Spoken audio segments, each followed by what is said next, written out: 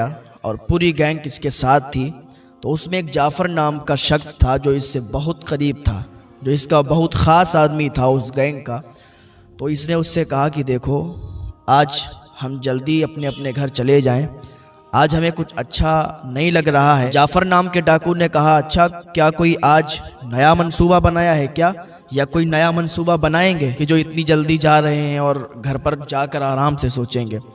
तो डाकू अब्दुल्ला ने कहा कि नहीं, आज कोई नया मंसूबा नहीं है, आगे की जो भी बात होगी वो आपको बता दिया जाएगा और हम साथ मिलकर कहीं नई जगह डाका डालेंगे, लेकिन आज मुझे कुछ अच्छा नहीं लग रहा है, आज अपने घर पे जाते हैं और आराम से हम सोएंगे आज। तो अब्दुल्ला डाकू से जाफ़र डाकू ने कहा ठीक है, आप चले जाइए, हम भी अपने घर पे जा रहे हैं। अब्दुल्ला नाम का डाकू अपने घर पे आया और अपने बिस्तर पर लेटा। उसे नींद नहीं आ रही थी, उसे ऐसा लग रहा था कि कोई चीज़ उसे उसकी नींदों को उड़ा रही है।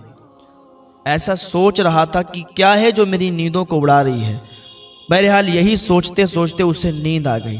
नींद आई तो अचानक उसने ख्वाब देखा, और ख्वाब क्या देखा कि हल्की हल्की आवाज़ में कोई उसके कान में कुछ कह रहा है, और वो आवाज़ देने वाला ये कह रहा था कि अब्दुल्ला, तू ज़रा अपने पीछे की ज़िंदगी तो देख, पूरी ज़िंदगी तेरी काली है, गुनाहों से पूरी ज़िंदगी तेरी भरी हुई है, गुनाहों से तू पूरा भर चुका है, सब गुनाह तेरे हैं, तेरी कोई नेकी नहीं है।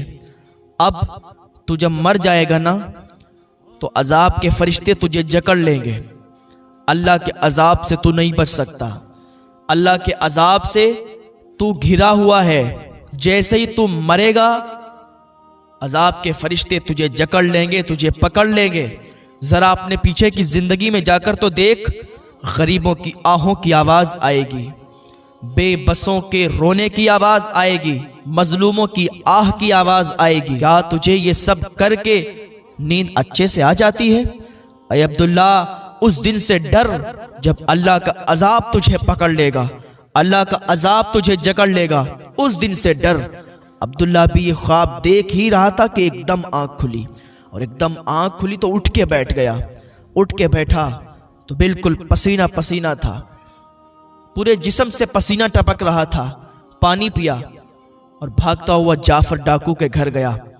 कहा, जाफ़र, मुझे ये बता, मैं इतना बड़ा गुनहगार हूँ, मैं इतना बड़ा डाकू हूँ, इस पूरी गैंग का सरदार हूँ, तेरा भी सरदार हूँ, मुझे ये बता कि अगर मैं अब तौबा कर लूँ, क्या मैं माफ़ कर दिया जाऊँगा? क्या मेरे गुनाहों को धुल दिया जाएगा? जाफ़र उठ के बैठ गया। कहा, सरदार, आप ये क्या कह रहे हो?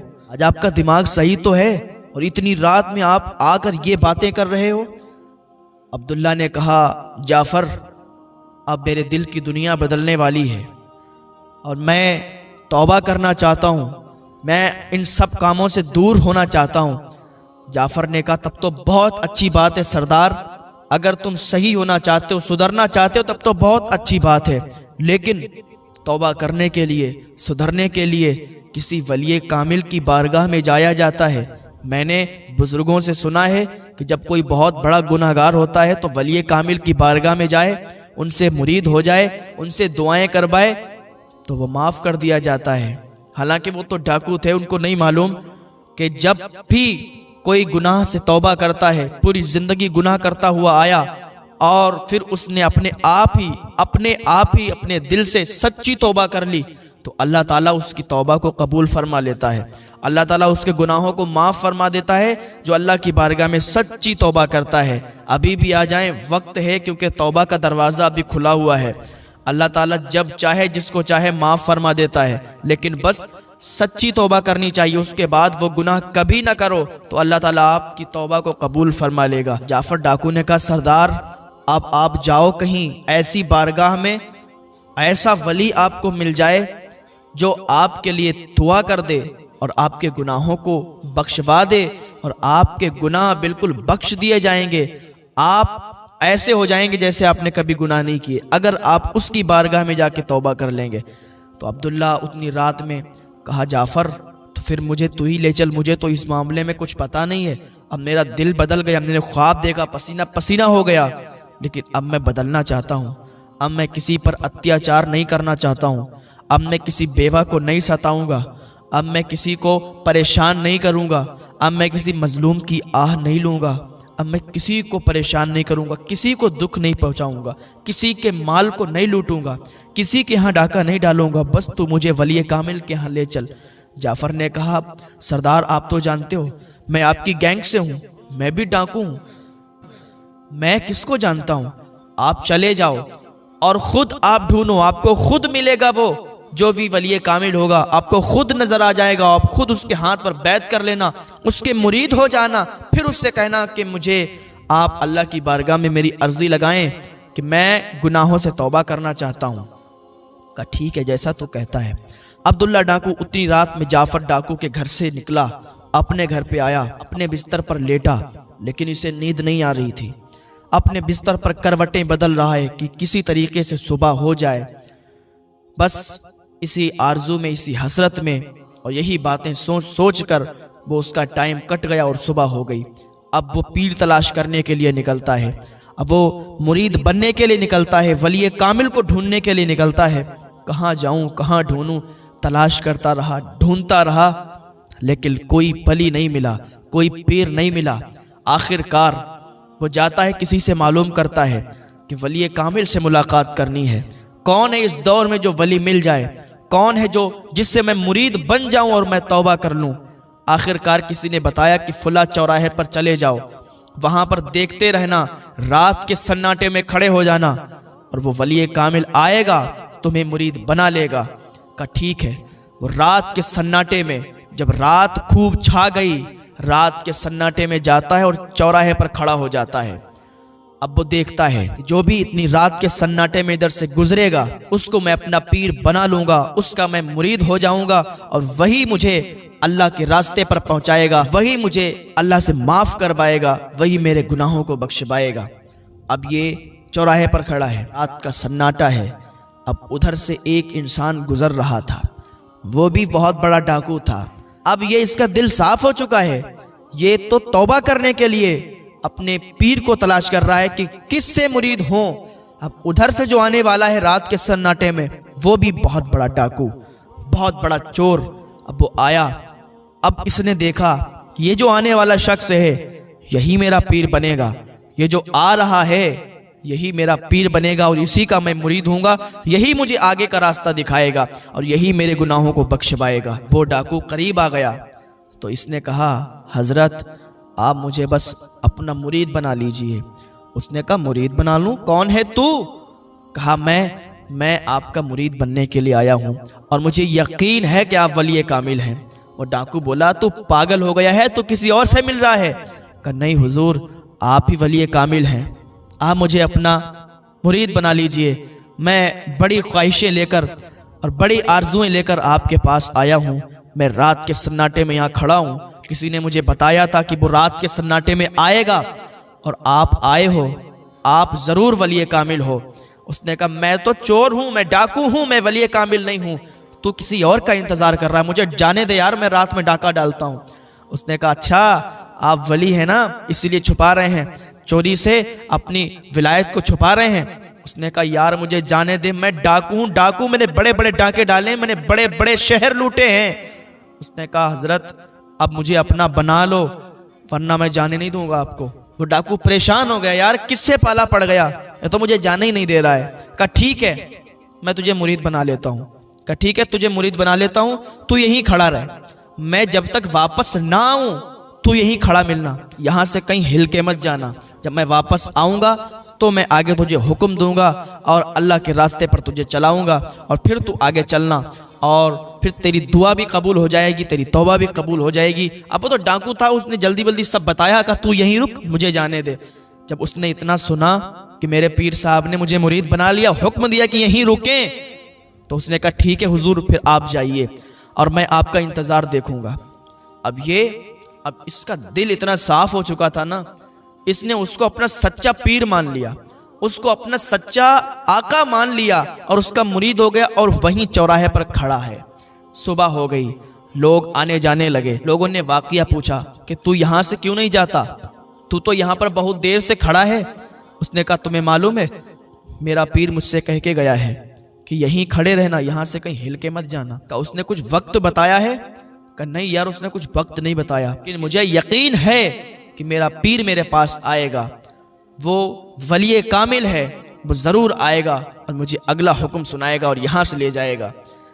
शाम हो गई, लोग उसे देख रहे थे कि रात से खड़ा है और फिर रात होने वाली है।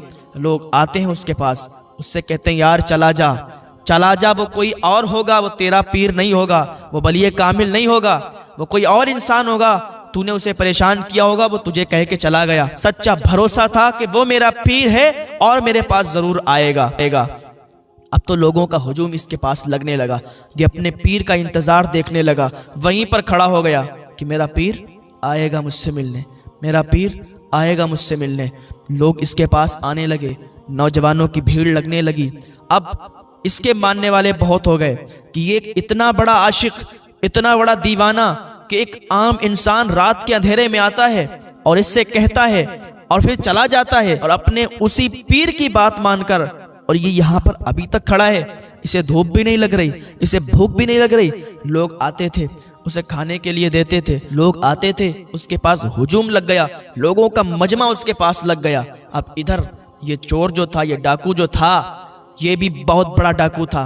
इसने एक मंसूबा बनाया, अपनी पूरी गैंग को लिया, इसकी भी बहुत बड़ी गैंग थी, पूरी गैंग को लिया। लेने के बाद इसने एक मंसूबा बनाया कि सुनो, बगदाद के अंदर एक ऐसा महल है कि उसके अंदर सोना चांदी हीरे जवाहरात का ठिकाना नहीं है, बहुत माल है। अगर हम लोग उस पर धावा बोलें, अगर हम लोग उस महल को लूट लें, पूरी जिंदगी खाएंगे, पूरी जिंदगी खाएंगे, लेकिन कमी नहीं होगी यार।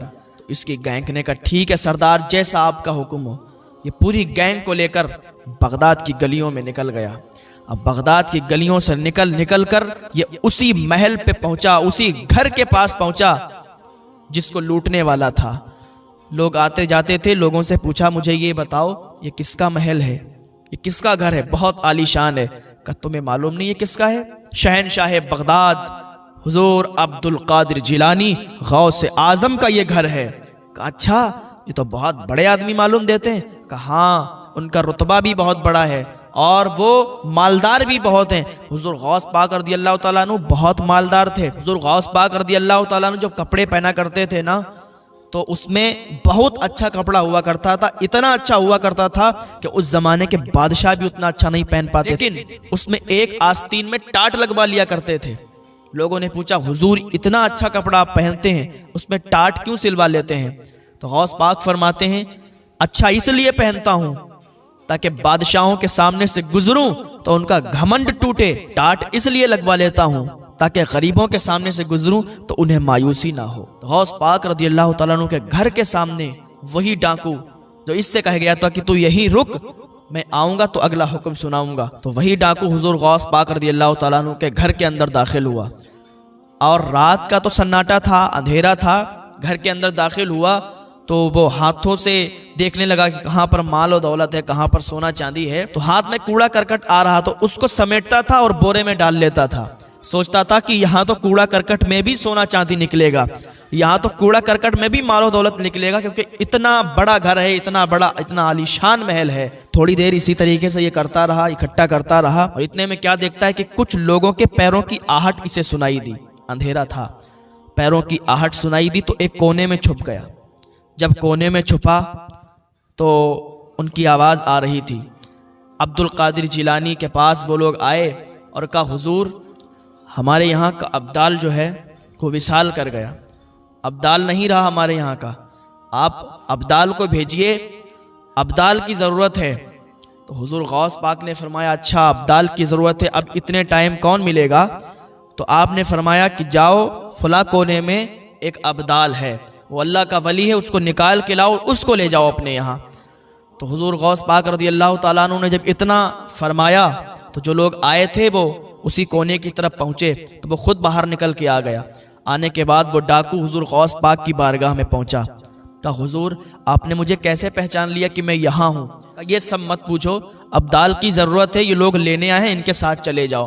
कहा हुजूर आपकी बड़ी करम नवाजी, मैं तो डाकू हूँ, मैं इनके साथ कैसे जा सकता हूँ हुजूर, मैं तो आपके घर में डाका डालने के लिए आया था। तो हुजूर गौस पाक फरमाते, डाका तब डालने के लिए आया था, पर अब तो अल्लाह का वली हो चुका है।